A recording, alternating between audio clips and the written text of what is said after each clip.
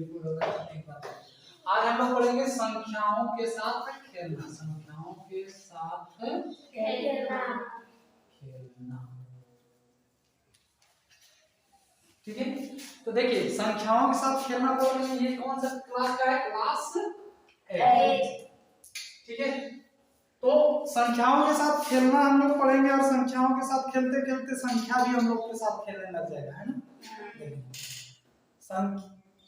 संख्या हमारे साथ खेलने का मतलब समझती है कि हम लोग सॉल्व करते करते इतना ना परेशान कर देगा कि लास्ट में समझ ही नहीं आने लगेगा, है ना। यानी संख्या को हम लोग खेलते खेलते संख्या हम ही लोग के साथ खेलने लगेगा, है ना। ये है संख्याओं के साथ खेलना। ठीक है, ये संख्याओं के साथ जो खेलना है ना, ये माइंड का खेल है। ठीक है, माइंड का खेल है। माइंड से खेलेंगे आसानी के साथ, आपको समझ में आ जाएगा। ठीक है, चलिए कहता है एक्सरसाइज 5.1 में क्या कहता है, पहला प्रश्न को देखते हैं। कहता है प्रत्येक प्रश्न में प्रयुक्त अक्षरों का मान कारण सहित निकालना। प्रत्येक प्रश्न में प्रयुक्त अक्षरों का मान क्या निकालना है? कारण सहित निकालना है। ठीक है, क्या है यहाँ पे? P plus P plus P, यहाँ पे तीनों जोड़ के यहाँ पे लिखा हुआ है QP।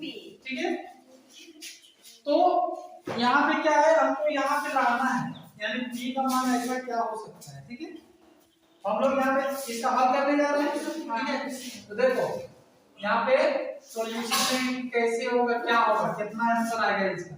P का मान कितना होगा, Q का मान कितना होगा। ठीक है, तो मान लेते हैं, क्या करेंगे, माना कि P बराबर, इसका बराबर P बराबर मान देंगे क्या, 0 1 2 3 4 5 से लेकर के 9 तक। कहाँ तक जोड़ जोड़ करते हुए 9 और पूरा मान लीजिए। P बराबर 0 भी हो सकता है, P बराबर 1 भी हो सकता है, P बराबर 2 भी हो सकता है, P बराबर 3 4 5 कुछ भी हो सकता है P बराबर। ठीक है, तो सबको मान लिए, क्योंकि यहाँ पे कौन सा आएगा हमको पता नहीं है, 0 आएगा कि 1 आएगा कि 2 आएगा, कुछ भी आ सकता है। ठीक है, इसलिए पूरे को मान लिए। किसको मान पता नहीं मान। अब कहिए सर x में मानते थे। देखो जब संख्याएं रहती थी दिग्नी क्वेश्चन में, उस वक्त हम लोग क्या मानते थे, x माना करते थे कि कुछ नहीं पता है तो x मान ली, y मान ली, z मान ली। यहाँ पे पूर्ण चर है, तो अब तो हमको अचर को मानना पड़ेगा। ठीक है, तो मान लिए p बराबर 1 2 3 4।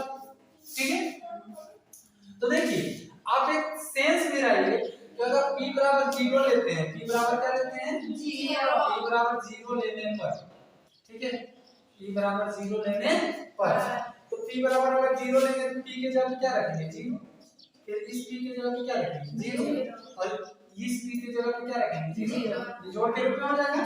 तो 0 0 0 जोड़ 0 आया, लेकिन q का मान हमारे पास दूसरा नंबर पे आया नहीं। ठीक है, देखिए अच्छा ये वाला हो सकता था कब, जब यहाँ कुछ नहीं दिया था, p बराबर क्या दे रहा था, p प्लस p बराबर क्या दे रहा था p, तो 0 0 0 जोड़ेंगे तो क्या होगा 0, यानी जो यहाँ का जो नंबर है वही नंबर यहाँ पे भी आया है।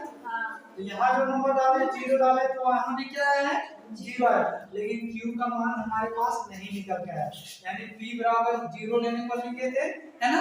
तो हमारा आंसर जो है पूरी तरह से संतुष्ट नहीं हुआ, समझेंगे।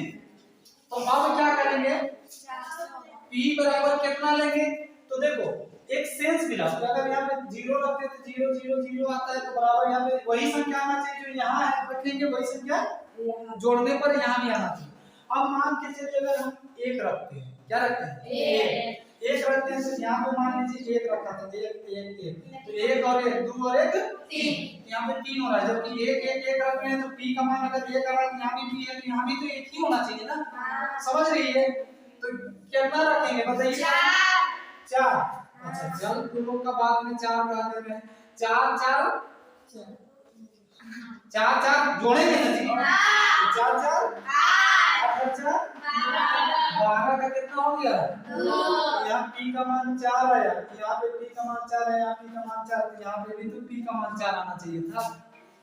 कहाँ बोल करके बात करती है 4 रख देने से 4 है, 4 रखने से 4 आ रहा है क्या नहीं। कितना रखेंगे इसका मतलब नहीं घुस रहा है दिमाग में कितना रखेंगे। तो चलिए हम p बराबर 5 लेने पर लेते हैं, ठीक है। तो लोग का समझ से परे है, इसीलिए बोले थे बाद में पढ़ाने का संख्या साथ क्या है। तो यहाँ पे p क्या है p है ना, यानी 5 p के जगह क्या मान है 5, क्या रखेंगे 5 बराबर क्या हो जाएगा 5 5 10 और 5 15 का 15 ही हो जाएगा। अब ये रहा p का मान कितना हो गया 5 मान, जो यहाँ पे p का मान है 5 और q का मान कितना हो गया 1। तो अतः कहेंगे क्या, अतः p बराबर 5 और q बराबर क्या होगा 1। यही हो गया आपका आंसर। समझ में आया? पहले आएगा ही नहीं आएगा और बाकी संख्याएं इसका मतलब रखने से नहीं आएगा, ये भी जानना, ठीक है। आ सकता है बहुत जगह पे आ भी जाएगा, 2 नंबर भी एक काम कर जाएगा, ठीक है। समझ में आया कि नहीं? जीरो लेने पर एक उदाहरण स्वरूप बता दिए थे, ठीक है, वरना डायरेक्टली भी 5 लेकर के कर देते, लेकिन आप लोग समझ नहीं पाते कि आखिर ये कहना चाहता है क्या। और 1 2 3 हम इसलिए रख करके यहाँ पे दिखा दिए एग्जांपल में, ताकि आप लोग अच्छे समझ आए कि आखिर 2 क्यों नहीं रखा है, 5 5 5 क्यों है, क्योंकि 5